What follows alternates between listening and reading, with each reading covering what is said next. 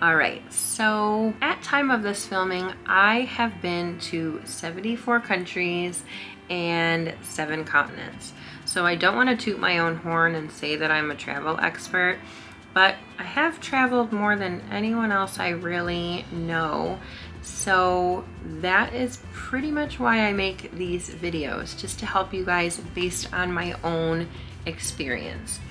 The number one question that I get asked all the time, besides packing, because I am an expert at that too, as you guys already know, is about jet lag. People think that because I go all the way over to Asia or all the way over to Europe or all the way down deep into Africa and come back, that I should be a total zombie horrible mess when I return back to the US, but it's simply not true.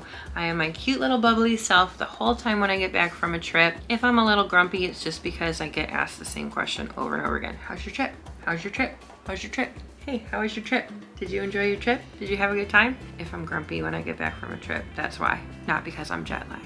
When I was scripting this video, my friend actually called me a superhuman and then proceeded to tell the entire salon about what a superhuman I am because of how well I deal with jet lag. So anyway, this video is all about jet lag. What is it and how you can overcome it and how you can enjoy your trip and then get back to where you're coming from and basically enjoy everything. All right, hi guys, I am Lauren from It's the Kellys. This channel is run by my husband Brian and I. Our motto on this channel is travel often and pack well. We are here to help. And that is exactly what we like to do. We travel a lot and we pack well, and we want to help you do the same. Now, travel often can come with jet lag potentially. Whatever trip you may be preparing for, I hope you watch this video and take notes and follow my rules and have an amazing trip. Okay, so do you guys know what jet lag is? Because a lot of people are like, oh my God, I flew on an hour flight and I'm jet lagged. That's not true, because jet lag is when you temporarily lose sleep because your body is traveling through a bunch of different time zones at one time. So if you're flying from Michigan to Florida, you're not jet lagged, you're in the same time zone. So that's just you being tired and grabby. Basically, your body has its own internal clock, and when you're going from one time zone to several other ones, your body's internal clock is like, what time is it? What should I be doing? And kind of freaking out. And that is where this video is going to come in handy. Basically, we want to get your body's internal clock onto the time it's supposed to be at and then return to the normal time once you've come back from your trip. Let's say you live in the US and you're going to Europe. That can be anywhere from 6 to 10 hours ahead. Are you going to the Middle East? Are you going to Asia? That can be up to 15 hours ahead. If you're going all the way to Australia or New Zealand, I think it can be as much as 17 or 18 hours ahead, which is absolutely crazy for your body to have to adjust to. But the answer is really simple. You guys are gonna think this video is so silly because it should probably be, 10 tips on how to avoid jet lag, but it's really just the one big major tip with a couple of other little things here and there. Okay, are you guys ready for the big tip? This is it. Do what you're supposed to be doing in the time zone that you're trying to get adjusted to. Do what you're supposed to be doing in the time zone that you're trying to get adjusted to. That's all it is. It's so simple. You just have to follow that rule, and I assure you, you will be perfectly fine. So let's chat about it. How to start doing this usually happens actually before your trip.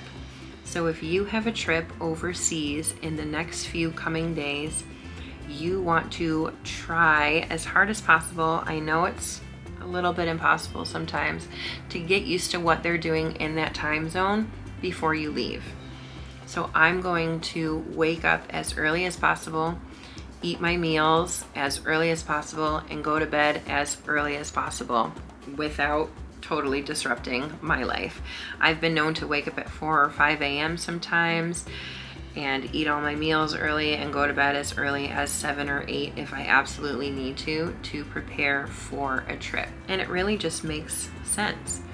If it is 8 p.m. here in Michigan, which means it's 9, 10, 11, 12, 1, 2, 2 a.m. in France, I should be doing what they're doing at 2 a.m., which is usually sleeping. If it is 5 a.m. here, then it is 6, 7, 8, 9, 10, 11 a.m. there. So at 11 a.m., I should really be awake. That's as early as I'm probably gonna wake up, is 5 a.m. You guys get it. On the day of my international flight, I like to, again, wake up as early as possible. And I like to just be a busy bee all day until my flight, because the most important thing to do when flying is sleep. You guys have to sleep on a flight. All the time people say, I can't sleep on a flight. No way, there's no way I can sleep on a flight. Well, Debbie Downer, you have to sleep on the flight or you're always going to be jet lagged, I assure you. You are going to have an absolutely miserable time your entire trip if you don't sleep on the flight. Do whatever you have to do. If you need to take a melatonin or take Tylenol PM or take a Xanax or take a sleeping pill, whatever, just do it.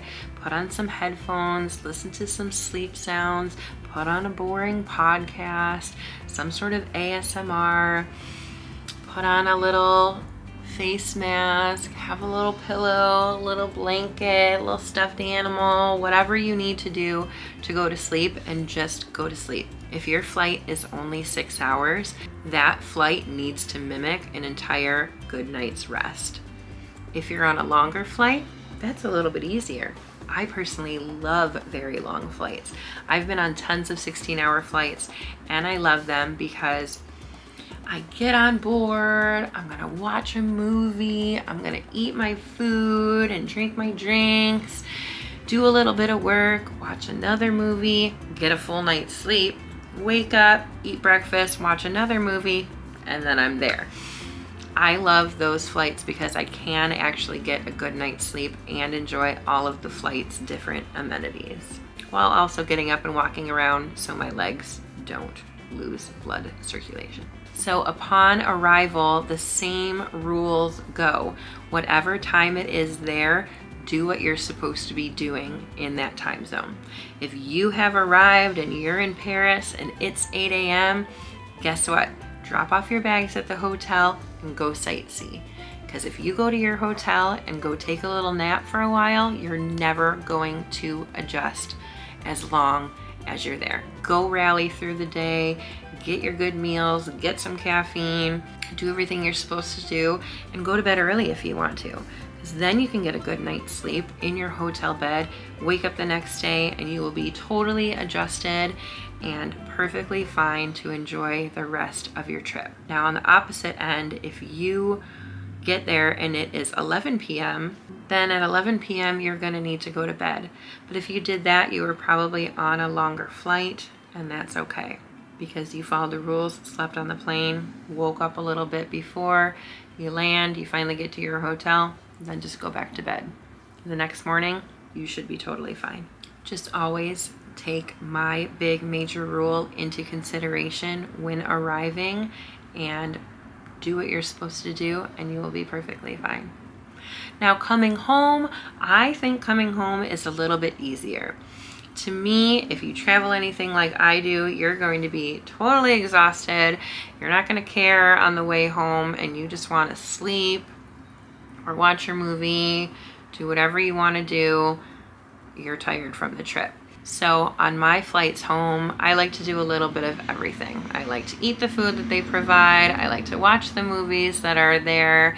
I like to get a little bit of work done. I like to sleep, everything. So whatever time you get home, again, do whatever you're supposed to do in the time zone that you're going to. You arrive at 7 p.m. at home, then maybe have a little dinner and go to sleep for a full night. If you arrive and it's 10:30 in the morning, stay up, It's morning time. Hopefully you slept on that flight, because you need to stay up the whole rest of the day and go to sleep at a normal time. Again, it is so simple. Follow those rules and you will be fine. Now, the other few things that go along with this video: stay hydrated, don't have a lot of caffeine, don't drink a lot of alcohol, and just try to sleep. That's basically it. So it really is that simple, you guys. I wish I had a lot more advice for you, but that's all there is.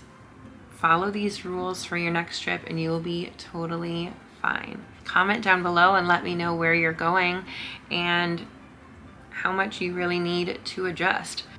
Please consider subscribing to our channel if you like helpful videos like this. We travel often and we pack well, and we want to help you do the same. Thanks so much for watching, you guys. We'll see you later. Bye!